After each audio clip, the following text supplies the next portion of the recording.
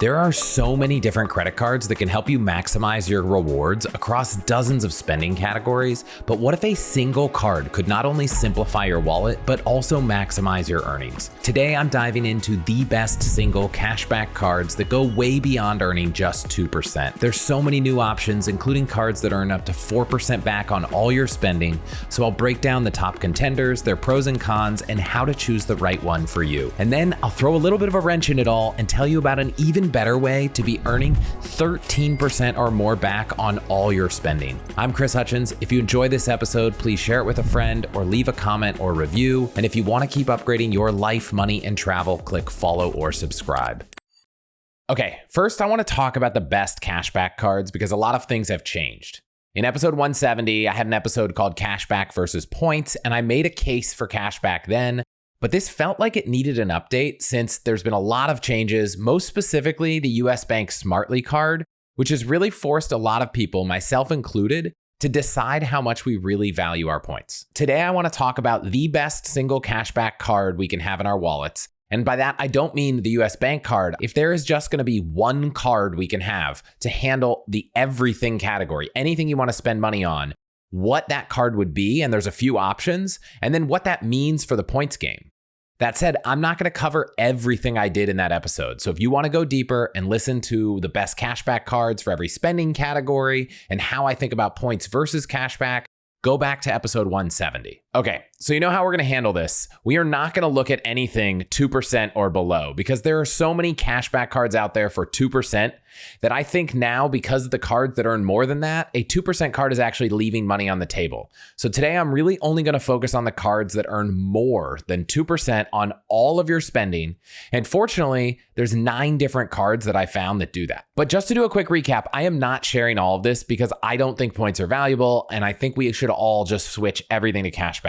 I just want to share this because if you're using a 1.5 or even a 2x points card for all your spending or just your everyday spending that doesn't fit into a bonus, when you could be earning 4% cash back, that means you're valuing your points at 2 to 2.6 cents per point. And while I've gotten that much value and even more sometimes from my points, if you look at the points guys valuations or frequent milers reasonable redemption values, you'll notice that there isn't a single airline or hotel point that gets valued above 2 cents on either one of those lists. Now, the points guy does say that some transferable credit card points are worth more than 2 cents, but it caps at 2.05 cents. And that's not because those points are necessarily transferable to places worth way more. It's just that they get a premium because they have so many different ways you can redeem them. So given that, I want to start talking about the best cashback cards for everything. And so I'm going to start with the new kid on the street, the US Bank Smartly Visa Signature Card, because it earns up to 4% cash back on every single purchase. So I'm looking at the website. It's stated as a unlimited 2% cashback card because in order to get to 4%, you need to have some money stored at US Bank. Now that money doesn't have to be in a checking account. It could also be in a brokerage account. And so you could transfer over an IRA or some stocks. And if you transfer $5,000 or more dollars over, or you hold $5,000 or more in your accounts, you get 2.5% on everything. If you go over $50,000, you get 3% back on your card. And if you go over $100,000, you get 4% back on everything.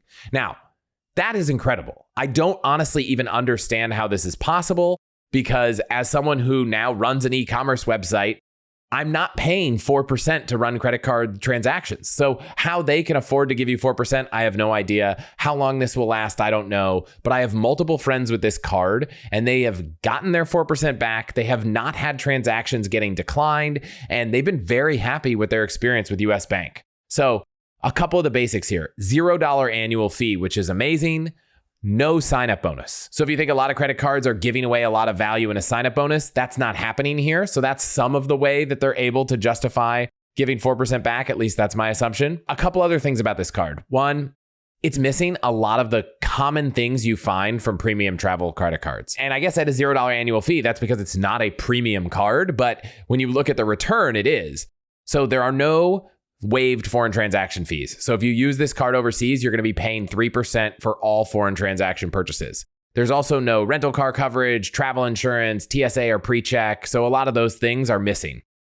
A couple little small nuanced things that I've read when I'm doing my research here. There's no support for Google Voice phone numbers. So if you are someone who doesn't like using your regular phone number, that's a problem. On the flip side, a good friend of mine has this card and he's really enjoyed the experience of using US Bank as a bank and the card together. One example was he had hit his limit on the card and he was able to log into the app, immediately pay off part of the card from his checking account, and immediately be able to use that credit card for a purchase right away. Now, one of the things that I will point out is that he also had a pretty low limit.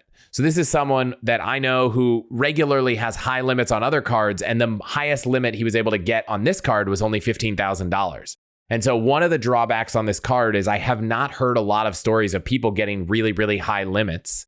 And from my experience doing a ton of research, US Bank isn't too keen on you getting a $15,000 limit, spending $15,000, paying it down, spending another $15,000, paying it down, which is called credit cycling. They don't love that. Now, does that mean that if you do it one time, it's going to be a problem? Probably not. But I think if you're consistently doing that and spending $50,000, $60,000 a month by paying your card down frequently, obviously I don't know any of the underwriting criteria here, but there's a decent chance you could get your card canceled, shut down, your limit lowered, etc. So those are some of the drawbacks.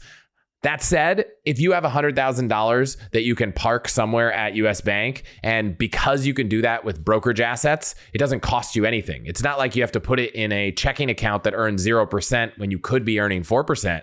So in my mind, this card seems like a no-brainer, awesome card to be in your back pocket for that everything else category, with the exception of a few things I'll bring up a little bit later. So that is the US Bank Smartly card. Now, there is another US Bank card, and funny enough, the day the Smartly card came out, they stopped taking applications for it. However, I have seen that you can product change into it, and that's the US Bank Altitude Reserve card. Now, because you can product change into it, I'm still going to touch on it, but I'm only going to do that briefly because it's kind of interesting. It is not an everything card in that there are plenty of purchases that will only earn 1x or 1.5x points, which is not that exciting. But the categories where it does earn are so broad that I feel like it's worth including here.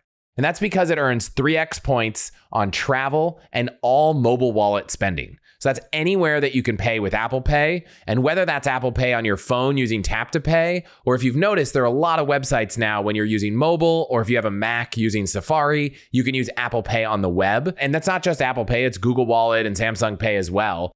That makes it effectively a 3x points card. However, there's this thing that US Bank has for these cards, and I'll put a link in the show notes for more detail, called real-time rewards. And anytime you make a purchase in the travel category, they give you a text that says, hey, if you want, you can use your points to pay off this purchase, and you can get 1.5 cents per point. Now, if you just go to redeem your points for statement credits and that kind of stuff, they're worth 1 cent. So if you're earning 3x points and you're able to redeem them at 1.5 cents, then that makes it an effective 4.5% cashback card on all mobile wallet and travel purchases. Now, I don't know about you guys and how you spend your money, but the vast majority of things I spend my money on that are not in bonus categories elsewhere, I can pay with mobile wallet, I can pay with Apple Pay online and that kind of stuff. So I felt like it was worth mentioning this card. I know you can't sign up for it now, but if you do have another US Bank card, I have been told that some people are able to product change over to it. One of the examples was the Altitude Go card. So I just want to mention it. It's also a much more kind of premium-like travel card. So it does have a $400 annual fee, but it comes with $325 of travel and dining credits that are so easy to use that I didn't even try to use them and they just showed up on the card. And it has all the standard benefits that a high-end travel card has. You get airport lounge access, travel coverage, primary rental car coverage, some statuses on different rental car companies, a credit for global entry, no foreign transaction fees, and all that kind of stuff. So I've been really happy having the US Bank Altitude Reserve card. Will I product change it to a Smartly card or get a Smartly card? For right now, no, because most of where I'm spending money that is not earning more than an effective 4% is where I can use Apple Pay. So this card is effectively a 4.5% on almost everything card for me. It's Costco is a great example of a place where we spend money and I can pay with Apple Pay. This episode is brought to you by Vuori, which is amazing because they are one of only the few brands I wear almost every single day. I've got a shirt on, I've got the core shorts on. I love Vuori, and I love that they bring a new perspective on performance apparel. It's so versatile, it can be used for just about any activity, whether it's running, training, swimming, yoga, or even lounging or running errands or going out to dinner. Seriously, I wear my Meta pants out for dinner all the time.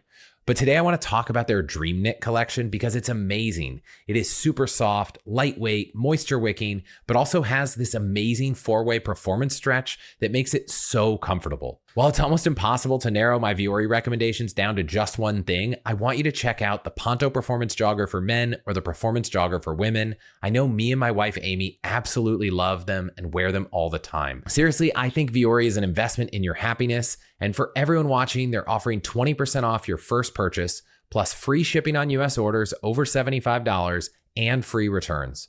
So get yourself some of the most comfortable and versatile clothing on the planet at chrishutchins.com/Vuori. That's Vuori. Again, that's chrishutchins.com/Vuori to discover the versatility of Vuori clothing. Exclusions apply. Visit the website for full terms and conditions and find the link in the description. This episode is brought to you by Copilot. If you're looking to get your finances organized this year, you have to check out Copilot. It's one of my favorite apps, and I check it almost every day because it makes it so seamless and easy to manage your money and track your spending, which for us has resulted in a huge boost to our savings. And I've tried dozens of apps that do this. I've even made a whole episode about it, but Copilot is the only one I've kept using, and I have no plans to stop. You can link accounts at over 10,000 institutions, and their AI-powered expense categorization is the best I've used, with custom Amazon and Venmo integrations to make it even better. You can completely design your spending categories and subcategories and easily set up rules to assign transactions to them in the future. Thanks to Copilot, I have never had a better grasp on our spending and cash flow, which I'm pretty sure has resulted in thousands of dollars of savings every year. So for the best app to track your spending, subscriptions, and investments, go to chrishutchins.com/Copilot or click the link in the description to download Copilot and enter code HACKS during onboarding for a 2-month free trial. Again, that's chrishutchins.com/Copilot and the code HACKS2 for a free 2-month trial of my favorite personal finance app. Next card is the Robinhood Gold Card. Now, when this first got announced, it was unheard of. 3% on everything. That's wild. And that was obviously short-lived with the US Bank Smartly card. But here you get a 3% on everything card with no foreign transaction fees. It technically doesn't have an annual fee, but you can only get it if you have Robinhood Gold, which is $60 a year. And there are a lot of other benefits of Robinhood Gold that I won't talk about, but it's up to you to determine whether that is an annual fee or not, depending on whether you already have Robinhood Gold or the other benefits make up for it. So pretty great option if you, for whatever reason, don't want a US Bank card, or if you don't have the $100,000 you need to meet their minimum. The US Bank card isn't a 4% card. And so Robinhood Gold Card is interesting. The only hesitation I have, and one of the reasons I didn't get it out the gate, was that there were some mixed messages online about what kinds of purchases were qualifying. And there were people who had bought gold at Costco and gotten that declined, or made really large tax purchases and gotten that declined. And having gone deep in Reddit and reading about this, I don't think that those claims were as widely experienced as they felt in the beginning. I think it was a few people were complaining. But if you do go read the terms of the card on rewards, they do say that purchases of precious metals, including gold, are not eligible for rewards. Same goes for purchasing reloads of balances on gift cards or prepay cards or cash equivalents, business type transactions, including reselling. So if you wanted to buy a bunch of stuff at Best Buy to be able to resell, that was something that the terms explicitly say would not be eligible for rewards. There might be something like this in other card terms of services. I went and looked and didn't find it. But they say Robinhood, in its sole discretion, determines whether a transaction constitutes an eligible purchase and has the right to deny points or remove points if they were already granted on a transaction that is ultimately deemed ineligible. So if you're using this for regular spending, I don't think you're going to have a problem. But if you're using this to try to do lots of things at scale, I think you might find out that their uncapped, unlimited rewards could come into issues, especially if you're doing a lot of business spending or reselling spending or things like that.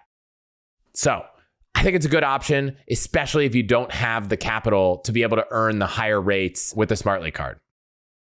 Now, another card that I think is one that people probably weren't expecting to hear about is the Discover It card. And Discover is so interesting because I'm looking at their website right now and they just say travel credit card. So I'm like, which card is this? But when I click on it, it says it's the Discover It Miles card. And what's interesting here is technically this card only earns 1.5 miles for every dollar spent. So it's a 1.5x card. But for the first year, you get 2x miles, which makes it a 3% back card. No annual fee, also no sign-up bonus, but surprisingly, no foreign transaction fees. In fact, I didn't know this, but Discover has no foreign transaction fees on all credit cards. So that's kind of interesting. Another cool thing, this card seems to be very easy to get multiple times. I saw a lot of people on Reddit post that someone had it 4 or 5 times. And so getting it once, maybe your partner getting it the next year, maybe you getting it again the next year seems to be very possible. I do know that Discover is not known for really, really high credit limits. So that may be a challenge if you need to spend lots of money, but a no annual fee, no need to get Robinhood Gold, like kind of straightforward, easy way to get 3x for the first year is the Discover It Miles card, and potentially to be able to do it over and over again. Added bonus, the card right now on their website says that it has 0% APR for the first 15 months. And so in addition to getting this card, you also could potentially benefit from not having to completely pay it off right away and be able to invest the money and earn a return there, which is an interesting thing that were the limit of the card to be high enough, that'd be interesting. If you have this card and you can earn 3% back on everything for a year, carrying a balance actually limits how much you can spend over the year. And so it might not actually be worth it from that perspective. But interesting card. I've actually never had a Discover card. There are a few cards that I've never had. I've never had a Citi thank you point card or a Discover card. They're things that a part of me wants solely just to have the experience, but then another part of me doesn't think it's worth a new slot given all the other options. Next on the list is Bank of America. And I actually have a lot of recent experience because we've opened a handful of Bank of America cards recently. And Bank of America's lineup is pretty interesting, and it was incredibly interesting before the launch of the US Bank Smartly card and the Robinhood card. And I'll say for a couple reasons, it's maybe still interesting. And if you look at any Bank of America card on face value, it's probably not going to be that exciting. And it becomes exciting with their preferred rewards program. And I'm pulling up right now, they have a gold tier, a platinum honors tier, and a diamond tier. And the reason that gets interesting is because whatever you earn on your credit card gets multiplied based on the tier you have. And so if you have $20,000 of combined balance across your accounts at Bank of America, which includes any accounts you have at Merrill, their partner brokerage firm, you get an increase of 25% of the points. If you have over $50,000, then you qualify for the platinum tier and you get a 50% boost. And then at Platinum Honors, you get a 75% boost. And then at the Diamond tier, you actually get no extra benefits on your credit card. I'm not actually sure what other extra benefits you do get. So I don't know why that tier would be interesting to anyone. I've never heard of anyone in the points world talk about it. Now, as for which cards make this interesting, there are actually quite a large number of them. The main ones are the Unlimited Cash, Travel Rewards, Premium Rewards, and Premium Rewards Elite. And the Unlimited Cash and the Travel Rewards also come in a business version. And so one of the reasons that I think this is interesting is it is really tough to get really great cash back on business cards. There aren't a lot of business cards offering more than 2% cash back. But the Unlimited Cash and the Travel Rewards business cards do, assuming you qualify for those higher tiers. And so how this works is the Unlimited Cash and the Travel Rewards both earn 1.5x or 1.5%. And if you multiply that 1.5% times 1.75, because you get that boost if you're in the Platinum Honors camp, you go to 2.625%. Now, on the consumer side, you might say 2.625% is nothing compared to 4% on the US Bank Smartly card. And you would be right. And so it's actually potentially pretty interesting to consider this only if you need a business card. For some reason, you can't qualify for the US Bank card, or if you spend so much money that the limits you can get on your US Bank card just aren't enough. And that's because I've had a lot of people I know at Bank of America be successful in getting incredibly large limits with Bank of America that I have not seen with US Bank. And so I mentioned the unlimited cash and the travel rewards. One other bonus, they do offer sign-up bonuses on both those cards, $200 or 20,000 points. And they both actually offer 0% APR for 15 months. The only real difference between the two that I could find is the travel rewards has no foreign transaction fees. The unlimited cash has a 3% foreign transaction fee. And the travel rewards card seems to earn miles, but it seems very easy to turn those miles into statement credits worth a penny. So it's effectively seems like the same thing. So I'm not really sure the difference between those two cards practically, but they are separate. And it has not been hard for me on the business side to be able to get the card limit to be up north of $50,000, which has been super helpful on the business side. The one thing I will say on the personal and business side, obviously you have to open up an account. One cool thing is that once you open that account, you can fund it and you qualify for their status for a full year once you have that balance. So if you put $100,000 in your account, you can quickly qualify. They have a kind of accelerated way to earn your preferred reward status, and it lasts for a year. Whereas, so you don't need to have that $100,000 all the time. I believe it's on a rolling 3-month average to qualify again for a year. So probably months 10, 11, 12, you might need to have that $100,000 balance. But because you can open up a brokerage account and transfer over securities or IRAs, it makes it pretty easy to not worry about the fact that their checking account or their savings account isn't going to earn a lot of interest. I will say opening up the Merrill brokerage account for the business is not the easiest thing to do. And so for us, we were able to move some business assets into the checking account and qualify for a year. And now we have like 6 more months to figure out how to open up this business brokerage account.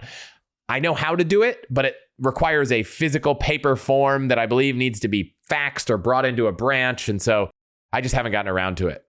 The other 2 cards that they have that are not the travel and unlimited cash are the premium rewards cards. And the base one, the premium rewards card, practically has the same spending return, except that you also get 2x points on travel. So instead of 1.5x on everything, you get 1.5x on everything and 2x on travel and dining. So I did briefly mention the premium rewards and the premium rewards elite card, and they also get 1.5x on everything. With your platinum honor status would go to 2.625%. However, the bonus is that they get 2x on travel and dining, and with your platinum honor status, that brings it up to 3.5x on travel and dining. And so depending on how you spend and what the blended average of your travel dining versus non-travel dining, this could pretty easily find its way to be close to or even north of a 3% on everything card. And these cards both have pretty good sign-up bonuses, at least relative to the US Bank card, which doesn't have one at all. And the Premium Rewards Elite card has a 75,000 point sign-up bonus. Points are ending up being worth 1 cent, so a $600 and a $750 sign-up bonus. Now, interesting, if you assume that maybe you can average 3% on everything. So I was trying to compare this to the US Bank card. So 3% on everything here because you're getting 3.5 on travel and dining and 2.625 on everything else. And you want to compare that to the US Bank Smartly card. Well, you're earning 1% there, but you're getting a 75,000 point sign-up bonus, which is $750. So effectively, because you're getting that $750 sign-up bonus on the Premium Rewards Elite card, it's kind of like getting a 4% return on the first $75,000 you spend on the card in a way. So you could view it like that. In a way, it's actually better because you get it all up front. So I would say, given the fact that this has a sign-up bonus, it could be a better card for however long it takes you to spend $75,000. And if you had a heavier weighting towards travel and dining spend, then it would actually go up and take you even further because you'd be only earning an incremental 0.5%, getting 4% versus 3.5, than you would getting 4% versus 3 or 2.625 if you were to use one of the other Bank of America cards. So both those cards do have an annual fee, $95 for the regular, $550 for the elite. But to make up for that, they have a bunch of credits And so the $95 version gives you a global entry credit every 4 years. It gives you a $100 airline incidental credit, which we've found to be really easy to use without even trying. And with the Elite card, you get 4 Priority Pass memberships. Now, that's not 4 authorized user cards. With one Premium Rewards Elite card, you get 4 individual Priority Pass memberships that include restaurant access, which is something that almost every other issuer has lost. And then on the cards, you get rental status, travel, coverage, purchase protection, that kind of stuff. There's also no foreign transaction fees. And then finally, on the Elite card, yes, it has a much higher annual fee at $550, but you're getting a $300 airline credit and a $150 lifestyle credit, which total $450. So effectively, you're paying $100 for that card. But depending on how you value 4 Priority Pass membership and the sign-up bonus, it could break even. That's a card we went with, and so far it's been great. There also is one perk of the Premium Rewards Elite card that actually might make it very competitive with the US Bank Smartly card. And that is that if you want to book travel using Bank of America's travel portal on domestic or international airfare in any class, you get a 20% discount using your points. So what that means is if you had 100,000 points that would normally be redeemable for a $1,000 statement credit or $1,000 of travel, you actually could go use those points and get a discount. So that $1,000 of travel that you want to book would actually be 80,000 points, or that 100,000 points would actually get you $1,250 worth of travel because you take 20% off $1,250. So if you add 25% to earning 2.625% on everything, you get 3.28% on everything. Or if you add that 25% boost to earning 3.5x on travel and dining, you end up with 4.375% back. So obviously the requirement here is you book your travel in the Bank of America portal. I have not gone through that experience yet. I don't know how hard or easy it is. I don't know how frustrating it is. I've talked in the past about how I prefer not to book in the travel portal, but if I'm able to get an extra 25% of value from all my points, I don't know, it might be worth it, especially for certain trips. But given how easy it is to have a simple, straight 4% on everything card with the US Bank Smartly, is this even worth it? I would say probably not, unless maybe you're already a Bank of America customer and you love it, or if you really value having a much higher limit, right? If you're spending $30,000, $40,000, $50,000 a month, then that US Bank Smartly card can't keep up. And so that card might feel like a 4% card, but if it can only cover half your spending, then what's the backup card and what is your effective rate? And so I would say that for someone who spends more than $15,000, $20,000, which seems to be about the limit people have been getting for the Smartly card, if you're spending more than that, looking at Bank of America, especially the Premium Rewards Elite, might be a good option. This episode is brought to you by Element. Now, I love Element and I use it all the time because it helps anyone stay hydrated without the sugar and other dodgy ingredients in popular electrolyte and sports drinks. And that's important because electrolyte deficiency or imbalance can cause headaches, cramps, fatigue, brain fog, and weakness. In fact, Element is a zero sugar electrolyte drink mix and sparkling electrolyte water born from the growing body of research revealing that optimal health outcomes occur at sodium levels 2 to 3 times government recommendations. Element is formulated for anyone on a mission to restore their health through hydration and is perfectly suited for everyone from athletes to regular people like me and works if you're fasting on a keto, low carb, or paleo diet.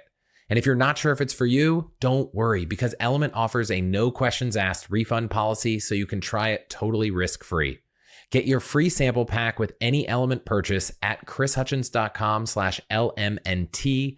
This deal is only available through that link, so support the show and go to chrishutchins.com/element or click the link in the description and get hydrated.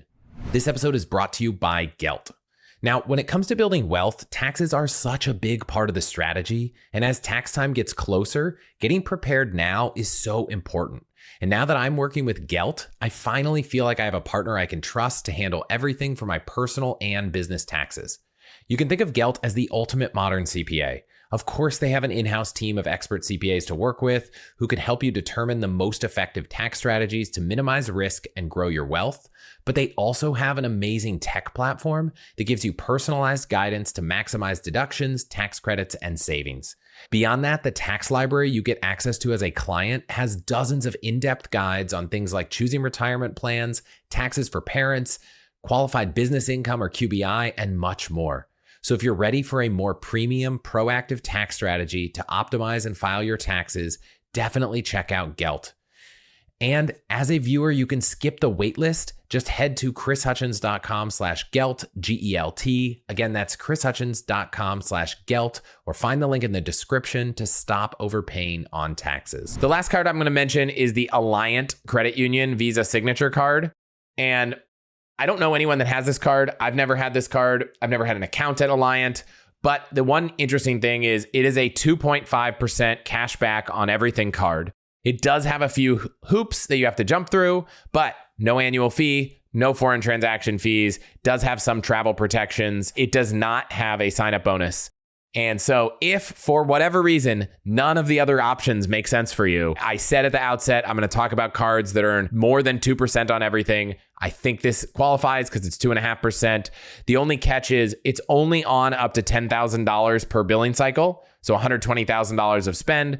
I know that's plenty for most people. So I thought it was worth including. After that, it rolls over to 1.5%.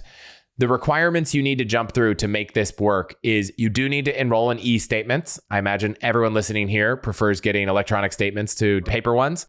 And then you do need to open up their high rate checking account, which is not very high rate. It's 0.25%. And you need to have one deposit a month. And that could be a direct deposit, an ATM deposit, a mobile check deposit, or even a transfer from another bank. And you need to maintain a balance of $1,000 or more. Now, if you compare that $1,000, what you would earning 4% somewhere else relative to 0.25% here, it's going to cost you $37.50 a year. So not too high, but I would effectively assume that, okay, this is kind of a $37.50 annual fee card if I have to open up that account. That said, I think all of the other options are pretty great.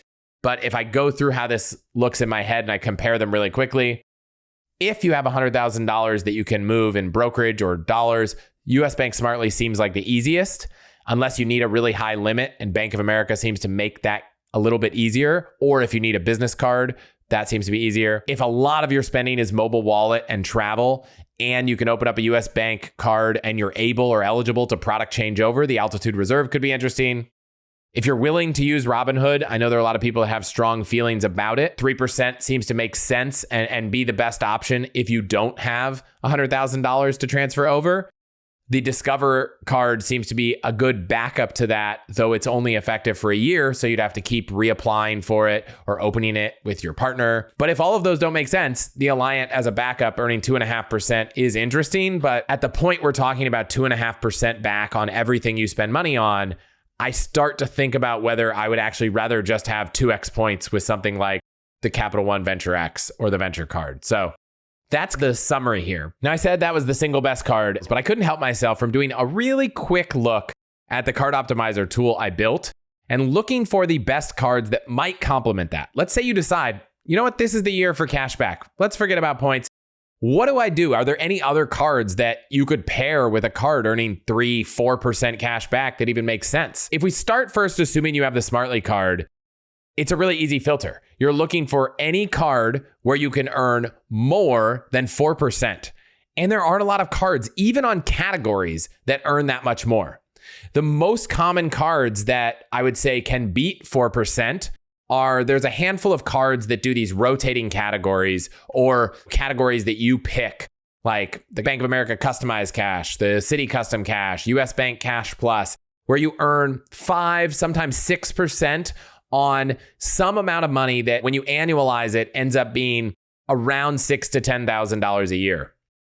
But if you go all the way to the top and say, okay, let's look at a 5% card that's going to earn that on $10,000 a year, relative to getting 4%, you're really just getting an extra 1% on $10,000, which is just $100.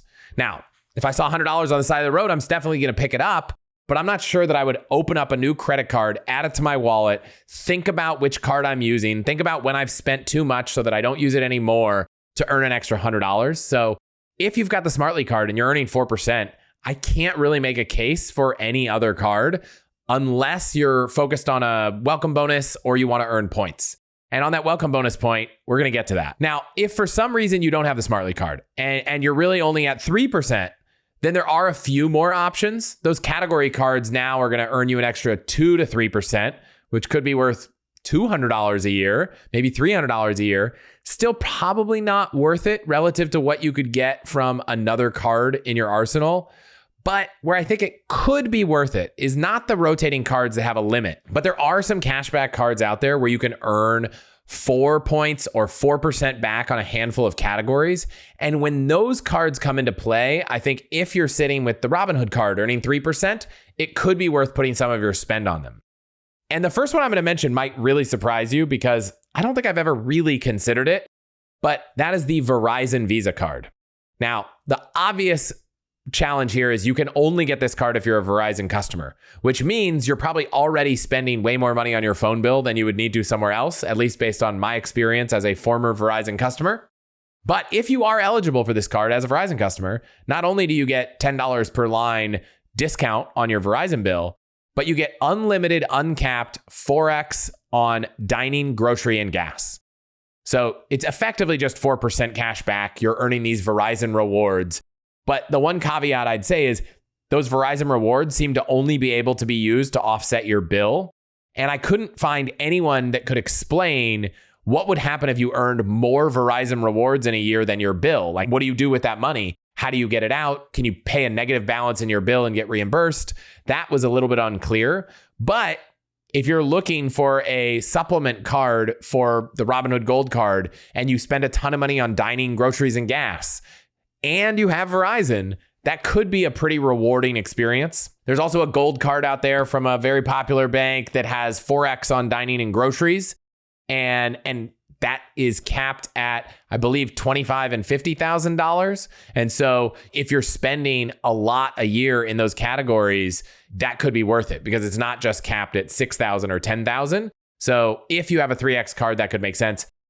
If you spend a ton of money on hotels or flights, there's the autograph journey, there's a platinum card, those could make sense. But otherwise, that's kind of it. Like if you have a 3 or 4% cashback card, I don't know if you really need a complement unless maybe you have the 3% and you spend a ridiculous amount of money in a couple categories that you could earn a little bit more. But we're talking probably for most people hundreds of dollars, not thousands or more.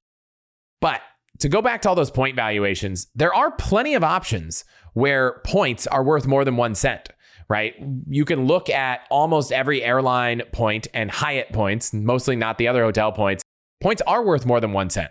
So doing this analysis that I did, comparing 1 to 1 might not always make sense, right? If you're looking at a card that earns 4x points on groceries, is it fair to compare that equally to 4% cash back? Really depends on you, but probably not.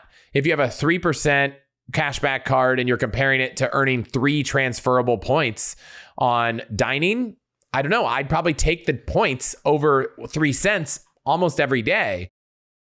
So earning points might change some of this calculus. But when you go back to looking at your everyday spend, if you're buying something online from a random retailer and the best points card you have is going to earn 2x points, I really think for all those transactions, you should consider whether cashback is a better option. And in that episode that I talked about earlier, number 170, I talked a lot about how buying points kind of changes this because it doesn't mean you can't benefit from the value of points. You can use that cash back to go buy points. Sure, it doesn't feel as free because you have these points and you can't really convert them to cash and you get to take these vacations. But practically, I think it might be a better ROI for a lot of those purchases if you're only earning 1, 1.5, or 2x points. But I mentioned welcome bonuses earlier, and I really need to come back there because I think it makes a case for throwing out everything we just talked about. And I brought this up before, even in episode 170, but I went a lot deeper this time. And I think it's worth diving into. So I went to our site, allthehacks.com/cards, and I looked at some of the top bonuses. So for example, the Capital One Spark Cash Plus, it's a $2,000 sign-up bonus on $30,000 of spend, and you're getting 2% back on all that spend, makes it effectively an 8.7% cashback card on the first $30,000 until you hit that bonus. The Capital One Venture X is 75,000 points or $750 at least on $4,000 of spend, which makes it effectively a 20.75% cashback card. But again, only on that first $4,000. There's another offer for 60,000 points on $4,000 spend, makes it 16% back. There's a hotel card that earns 175,000 hotel points that I'd probably value at around $875. And you get those after spending 6,000. So that's 15.5%. And I can go on and on and on. There are so many cards that earn meaningful percentage of cash back if you look at the effective cash back from the welcome bonus. In fact, I went through all 59 welcome offers I have listed on the page, and which is normally sorted by best offer. And there isn't a single offer where the earnings you'd get from spending your way to that offer is less than 7% effective cash back. And that's valuing every single point in mile at 1 cent and all the hotel points except Hyatt at half a cent. And it doesn't factor in the fact that many of those cards are going to earn more points when you're spending your way towards that welcome bonus in different categories, whether they earn in travel categories, dining categories, etc.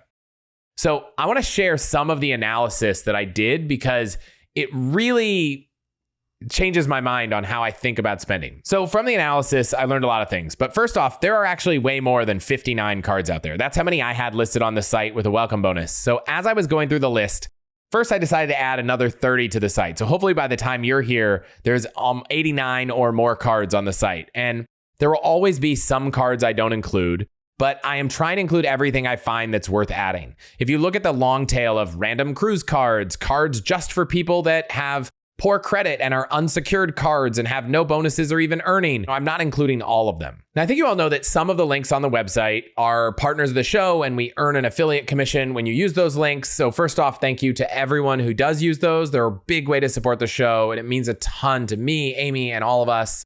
But there are many cards where we don't have a partnership and I'm still going to add them to the site. I'm still going to try to link to the best offer. And what we're going to do is I'm going to ask all the members from the All the Hacks membership if they have any referral links, and I'll use those links. And if they don't, I'm just going to find the best offer I can on the website, probably on the issuer's website. However, I do want to make one big change today, which will definitely cost us money, but I think is worth doing in the long run. And that is that even for cards where we do have links that we earn an affiliate commission from, if there is a better link out there, whether it's a public offer or a referral link from our members, I'm actually going to use that link instead of our affiliate link. But it also means that you can hopefully learn to rely on our site as the best place to find any card offer anytime. Now, I know I'm supposed to make business decisions that increase our revenue, not decrease it. But my hope is that in the long run, it doesn't matter and that this actually ends up being a great choice. And the first reason is that if we make our site the best place to find the best offer for any card, I think more of you will come to the site. I think it'll save you time. You won't need to go searching around. If that happens, maybe the links where we do have partner links and the offers we have are the best offers out there, maybe those links will get used more. Second, it will help us continue to earn your trust as being a valuable resource. And I can't quantify how much that's worth, but I definitely know it's not zero. And finally, since we'll be sharing a lot of member referral links, the value of being an All the Hacks member will go way up. In fact, most credit card referral offers are worth anywhere from $100 to $500. So if your link gets used even just once or twice a year, you'd earn way more from that credit card referral than you even pay for the membership. And it would be such an obvious decision for people to join. And in fact, we do that currently with some referral links. And I know one member that told me she's made back over 10x the cost to join just in a few months. So obviously, if you have credit cards with referral links and you're interested in joining the membership and participating, you can go to allthehacks.com/join. Now, keep in mind that offers do change all the time. So it's not possible that the site will be perfect. If you ever find a better offer out there, please email us, podcast@allthehacks.com. But also, I want you to get the most points. So by all means, if you ever find a better link, use that link. But for everything where we do have the best offers, thank you so much in advance for supporting us and using the links on the site at allthehacks.com/cards. Okay, sorry for that detour. Back to my analysis of what I found digging into all these welcome bonuses. The median welcome bonus was $600, and the medium spend needed to hit that bonus was $4,000, which is an effective 15% cash back or 16% cash back when you account for the points earned from spending to get that bonus. And I'm just assuming that card earns at least 1% back on its spend. Now, the biggest bonus on the list was the Spark Cash Plus card with a $2,000 bonus on $30,000 of spend. But accounting for the 2% back you'd get on that $30,000 of spend, it's really a $2,600 bonus that you'd end up earning from that spend. 8.67%, pretty interesting. But 8.67% is not actually that high, given that 21 of the cards on this site, which is over a third of them, had an average cashback rate or effective cashback rate on the welcome bonus spend of over 20%, with the top card earning 61% back in the form of a $300 bonus after only $500 of spend. So obviously, that's a small bonus in the absolute terms, but in terms of the percent back, 61% is pretty amazing. Though, part of what I realized when I said that was there were a couple cards I forgot. So the Barclays Hawaiian card, which hopefully is on the site by the time you look at this, is 70,000 points after your first purchase. So let's assume that first purchase is $1. That means that if you get the card, put $1 on it, you'd earn what I'll call at least $700 of value on $1 of spend, which is actually a 70,000% effective cashback rate, which is just wild. This episode is brought to you by Bilt Rewards, which is an amazing points program with so many ways to earn, including on your rent, where you don't even need to check with your landlord. So let me explain. First, there's no cost to join Bilt, and as a member, you'll earn valuable points on rent and on your everyday spending. Bilt points can be transferred to your favorite hotels and airlines, and even the ones you haven't heard of. There are over 500 airlines and 700,000 hotels and properties around the world you can redeem your Bilt points toward. Points can be redeemed towards a future rent payment and unique experiences that only Bilt members can access. So if you're not earning points on rent, my question is, why not? Start earning points on rent you're already paying by going to chrishutchins.com/built.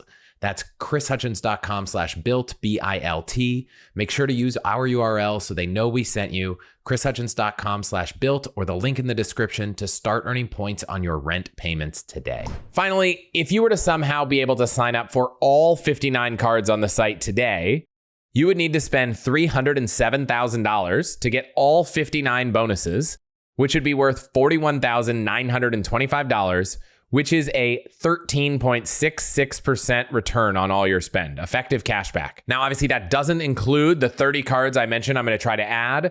And if you have a partner or a player too, you can double all those numbers. So my guess is by the time I add all these cards and all these bonuses, and if you and your partner got them all, you'd probably be able to earn at least 13% back on $1 million of spend. Could you practically get approved for that many cards in a year? Probably not. But I do know there are tons of people who open 5 to 10 cards a year and their partner does the same thing. And as they do it, their credit score continues to go up. So I think that number seems totally reasonable. So I just looked at 10 offers that you could get to hit $30,000 of spend.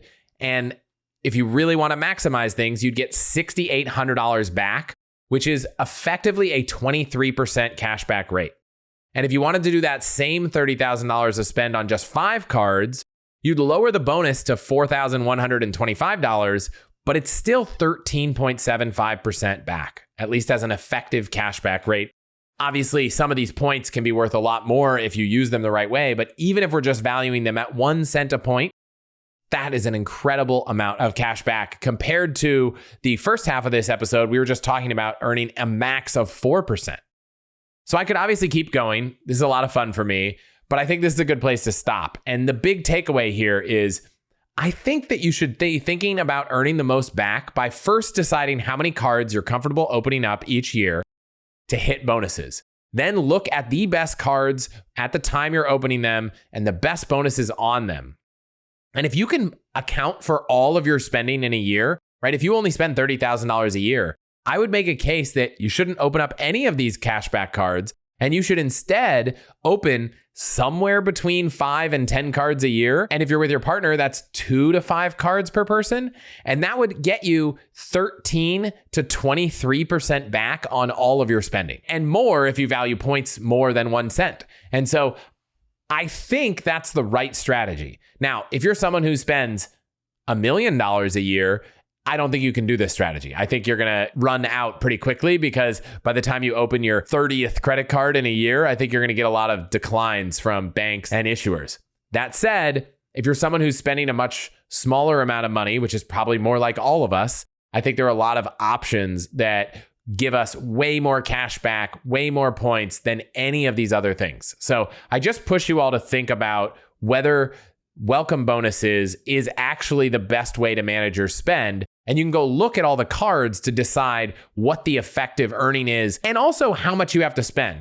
Because if you're someone who spends a lot of money, yes, you might get the best absolute value from that Hawaiian card, but you only have to spend $1 on it. And so it doesn't last very long. Whereas that Spark Cash Plus card, sure, the earning rate was lower at sub 10%, but you could use it for $30,000 of spend. And so obviously also that's a business card. So those kind of things come into play as well. But I'd say if you're listening to this show, there's a decent chance that you do something in your life that would qualify you for a business card as a sole proprietor at a minimum. So I'll put a link in the show notes to an article about that, but there are a lot of ways that you might be eligible that you weren't even thinking of. After you figure out how much you're comfortable opening up cards for welcome bonuses, whatever spending you have left, then look at whether it makes sense to go get a cashback card like the Smartly card or one of the others we talked about. I know for me, this is an area where I struggle. I just went through this analysis to tell you that you shouldn't be spending money on a 4% card, a 3% card, or really any card, because I can't think of any card that earns better than welcome bonus spend. But I can tell you that I'm not going to go open 10 cards a year. And I don't know why, because I know that it's not going to really affect my score. I actually understand the mechanics of it and the different approval rules. But for some reason, it just feels like a lot of hassle. And that's something I'm going to work on this year because it's not actually that much hassle. And in fact, it's January 30th as I record this. And I think between Amy and I, we've probably opened at least 2 cards so far in January. So I am trying to live by this new thing, but I get why it feels like a lot because I've been there. It feels like, do I really want to open another card? But then I meet people who opened 30 cards last year and had 0 issues. And because they were earning an average of 10 to 20% back throughout the year, they just got so much more out of their spend. And so I challenge you all to think about this and push yourself to look up some of the different rules for issuers. There are rules that limit how many cards you can open in a window. There are some issuers that are more sensitive to recent card openings. I believe back in an episode I did with Sebastian Fung from Ask Sebi, we talked about some of the sequencing here. So go back and look for that episode.